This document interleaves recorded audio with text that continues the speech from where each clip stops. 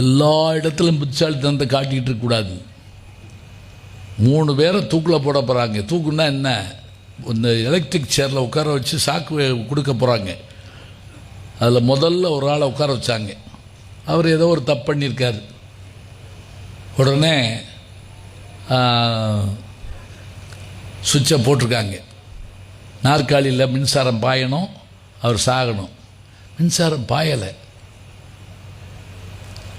சட்டத்தில் ஒரு விதி உண்டு தெரியுமா, ஒரு தடவை தூக்கில் போட்டு கயிறு வந்து போச்சு, வேறு ஏதாவது நடந்துச்சுன்னா திருப்பி அவன் ஒன்றும் செய்ய முடியாது.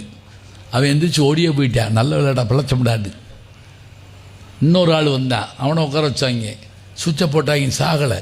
அவனுக்கு சந்தோஷம் தாங்க முடியல, கடவுளேன்ட்டு ஓடி போயிட்டான். 3வதாக ஒரு விஞ்ஞானி போயிருக்காரு. அவர் என்ன தப்பு பண்ணாருன்னு தெரில. அவரை உட்கார வச்சு சுவிட்சை போடுறப்ப அவர் சொல்லியிருக்காரு, ஃப்ளக்க மாட்டாமல் சுவிட்சை போடுறீங்க அப்படின்னு இருக்காரு. மாட்டி சுவிட்சை போட்டு அனுப்பி விட்டாங்க. அங்கே வாயை வச்சு சும்மா இருக்க வேண்டியதானே. அது 2 பேர் பேசாமல் போடாங்கல்ல. அங்கே போய் அறிவை காட்டிக்கிட்டு இருக்கிறதா, காட்டக்கூடாது. அதே போல் என்ன, பொய் சொல்லக்கூடாதுன்னு தாங்க சொல்கிறாரு. ஆனால் தேவைன்னா சில இடத்துல பொய் சொல்லத்தான் ஆகணும், வேறு என்ன செய்யறது. இந்த இடத்துல பொய்மையும் வாய்மை இடத்தை புரைதிருந்த நன்மையை வைக்க முடியும்னா என்ன அர்த்தம்?